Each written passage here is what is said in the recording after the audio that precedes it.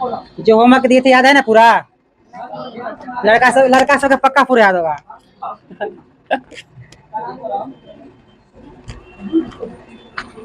चलिए ध्यान दीजिए, चैप्टर 1 प्रकाश का परावर्तन पढ़ाए थे, उसमें का ऑब्जेक्टिव और सब्जेक्टिव सुनते हैं क्योंकि चैप्टर पूरा कंप्लीट हो चुका है ना। तो चलिए स्टार्ट करते, पहले आसिया बाहर निकलो, इधर इधर। अब याद नहीं रहे तुम्हारा तो खाना तय है।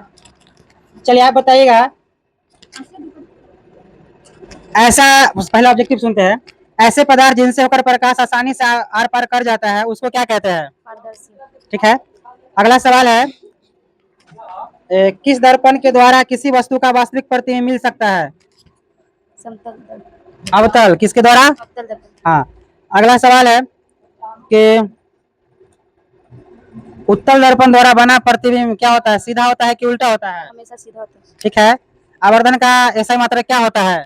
नहीं होता है। इसका ऐसा मात्रक नहीं होता। ठीक है, यह मात्रक भिन्न होता है। अगला सवाल है, अवतल दर्पण को अभिसारी कहते हैं कि अपसारी कहा जाता है? अवतल दर्पण को अभिसारी। अवतल दर्पण को अपसारी कहते हैं। मैं उल्टा लिखा हुआ समझा, अवतल दर्पण में कहेंगे अपसारी और उत्तल को कहेंगे अभिसारी कहेंगे। अवतल को अपसारी और उत्तल को अभिसारी कहेंगे। चलिए उसके बाद बताइएगा, अवतल दर्पण का उपयोग बताइए। अवतल दर्पण का बता रहे, अवतल दर्पण का परावर्तक सतह धंसा हुआ रहता है और अवतल दर्पण दृष्ट क्षेत्र में हम क्या पूछे? अवतल दर्पण का उपयोग बताइए, कहाँ का उसका उपयोग होता है? याद है? नहीं है। उत्तल दर्पण का उपयोग कहाँ होता है? तो सही तो बता रहे थे। कहाँ याद कर ले? सही था। अवतल दर्पण का उपयोग करते हैं हजामती में, उत्तल दर्पण का साइड मिरर के रूप में ऐसा करते हैं। चलिए अगला सवाल बताइएगा, उत्तल दर्पण और अवतल दर्पण के 3 उपयोग को लिखे। ना याद? काहे नहीं याद करता? हंसती है, मारेंगे, रुक जाओ, मार खा के पकाए। अगला बताइएगा, अवतल दर्पण का उपयोग सोलर कुकर में क्यों किया जाता है? क्योंकि अवतल दर्पण दोपहर में मतलब नेक्स्ट काज आप लोग नहीं बोला तो तुम्हारे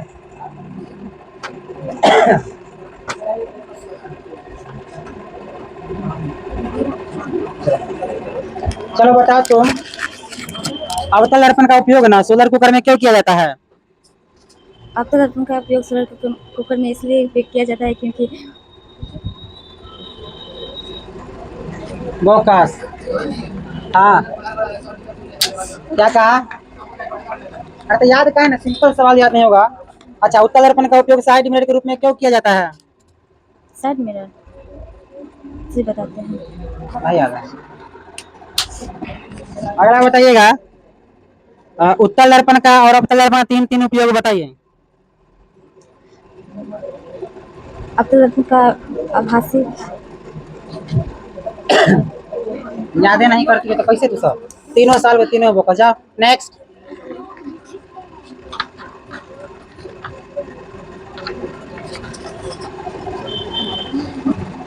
उत्तल दर्पण का उपयोग साइड मिरर के रूप में क्यों किया जाता है? किसी भी छोटे स्थान को देखने के लिए। ऐसे है आंसर शॉर्ट में, ऐसे लिखेगा, नंबर देगा।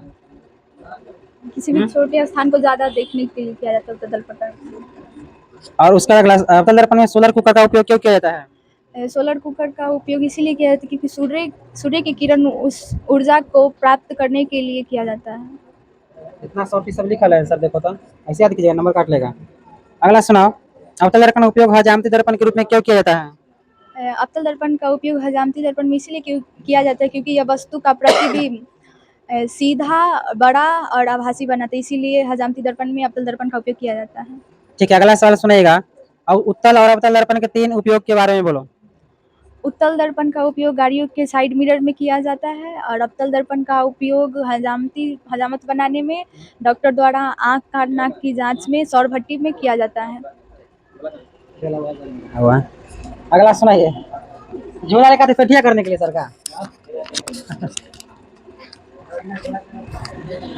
अगला सुनाइएगा, अवतल दर्पण की फोकस दूरी जो होता है उसकी वक्रता त्रिज्या की क्या होती है? दो गुनी, आधी, तीन गुनी की चौगुनी? आधी होती है। और उसके बाद अगला सवाल है, मोटर गाड़ियों के चालक के सामने जो लगा रहता है दर्पण, उसको क्या कहते हैं? उत्तल दर्पण। उत्तल दर्पण द्वारा बना प्रतिबिंब कैसा होता है? सीधा। और काल्पनिक। ठीक है, उसका सुनिए, गोलीय दर्पण क्या है? गोलीय दर्पण जिसका प्रवर्तक सतह गोलीय हो उसे गोलीय दर्पण कहते हैं। किसी खोखले गोले का भाग हो। उसके बाद सुनिएगा, आवर्धन का जो मान होता है ऋणात्मक, वह क्या दर्शाता है? आवर्धन का ऋणात्मक मान क्या दर्शाता है?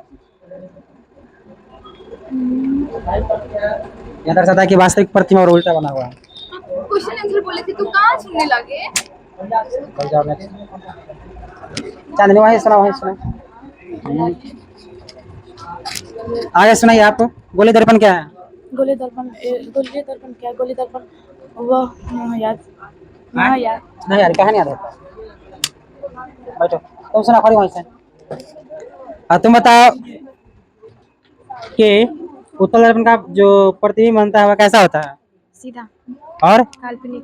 ठीक है, अब मोटर गाड़ी के चालक के सामने जो लगा रहता है दर्पण, वो कैसा दर्पण होता है? उत्तल दर्पण। ठीक है, अगला सवाल सुनिए कि सोलर कुकर में हाँ, अब तो दर्पण का उपयोग क्यों किया जाता है? अब तो दर्पण को क्यों किया? हाँ, सोलर या कुकर वाला रहता है उसमें। अब तो सुनाते हैं यार। हो गया, कितना डिले नहीं करेंगे। बैठो, तुम सुना हुआ। उत्तल दर्पण का उपयोग ना साइड मिरर के रूप में क्यों किया जाता है? उत्तल दर्पण का साइड मिरर में इसलिए किया जाता है क्योंकि हम पार्श्व दृश्य देखने के लिए ड्राइवर के दाहिनी ओर लगा रहता है, जिसे ड्राइवर देख सकता है कि तेज वाहनों को साइड कैसे दे।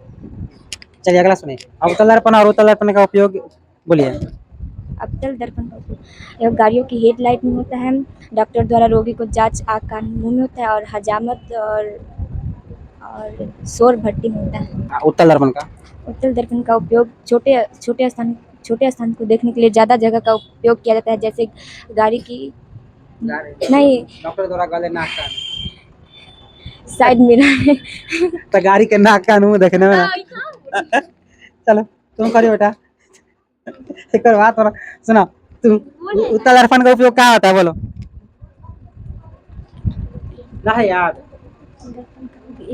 कहाँ भाई, खाली खाली मुंह चलाते हैं लेकिन आवाज नहीं आता है। कहाँ होता है उत्तल दर्पण का उपयोग? गाड़ियों की हेडलाइट में। गाड़ी के हेडलाइट में। गलत, साइड मिरर के रूप में। तुम सुना रहे हो, प्रकाश के परावर्तन के जो दो नियम है, दोनों नियम बोलो। प्रकाश के परावर्तन के दोनों नियम बोलिए था, क्या है? हाँ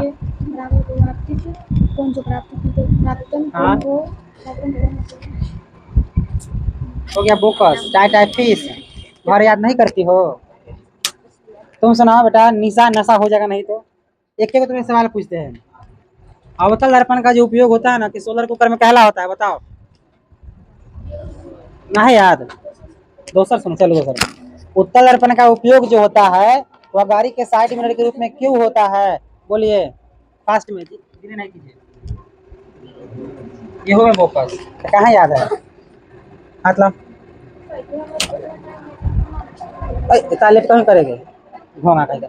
तुम्हारे नोट्स नहीं तुम्हारे पास है? इधर तुम्हारा दोनों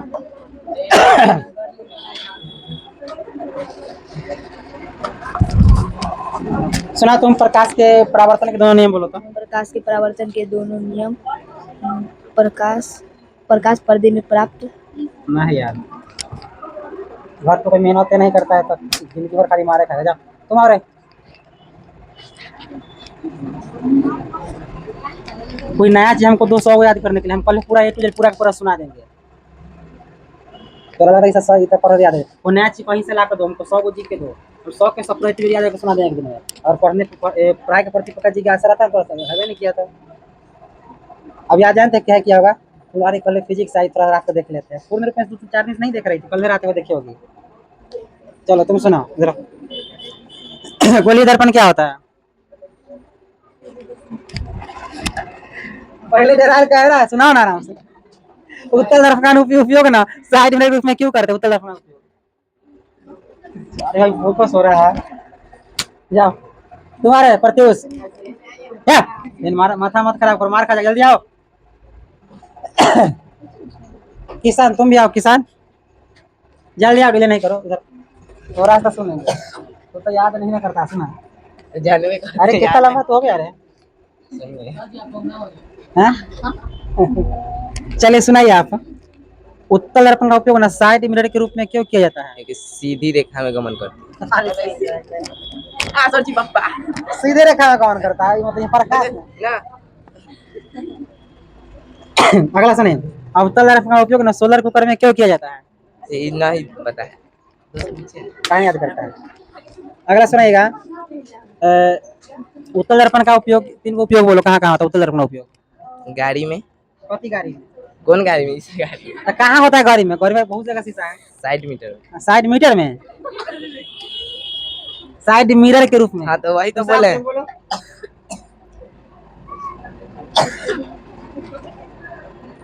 चलो फोकस। अगला सवाल सुनाइएगा। दर्पण सूत्र सुनिए। दर्पण सूत्र क्या है? लिखवाया था ना उस दर्पण सूत्र। दर्पण सूत्र है याद? 1/v + 1/u = 1/f ना लिखा दर्पण सूत्र है। जिस उसी दिन लास्ट में लिखा, चैप्टर खत्म होने कगार के दिन लिखवाया था। ऑब्जेक्टिव सुनाइए ना।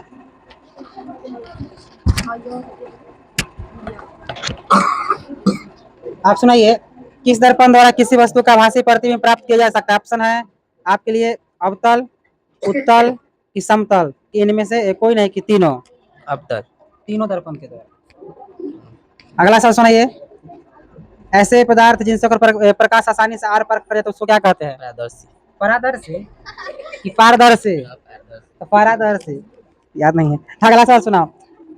उत्तल दर्पण जो उत्तल और अवतल दर्पण में अंतर बोलो, दो तीन को अंतर। ये पीछे से सीधे सीधे। तो तेरा आपको याद नहीं है? उत्तल दर्पण किसे कहते हैं?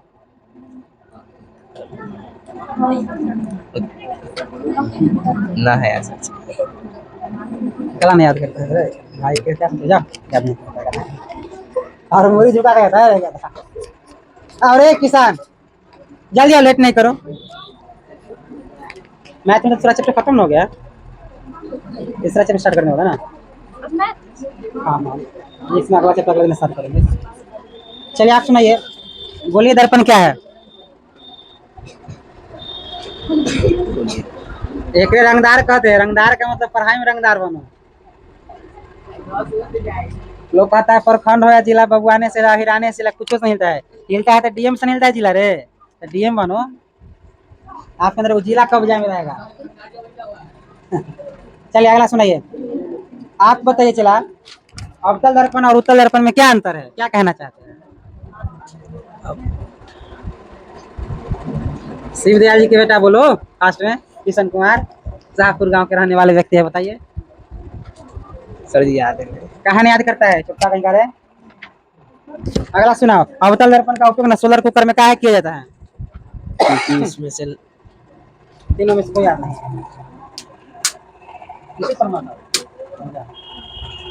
तुम्हारे गाधा सा कहीं के रे। इधर आ रे, जल्दी आओ ना तुम। सुमित और रोशन और तुम्हारा नाम क्या? आदित्य और इब्राहिम। जल्दी आओ, जल्दी आओ, लेट नहीं करो। तो कहने से काम चलेगा? याद ही नहीं करता ये सब। पढ़ाई के प्रति कोई दिक्कत होता है याद करने में? सब्जेक्टिव है ना, ऑब्जेक्टिव याद नहीं है। चलो सब्जेक्टिव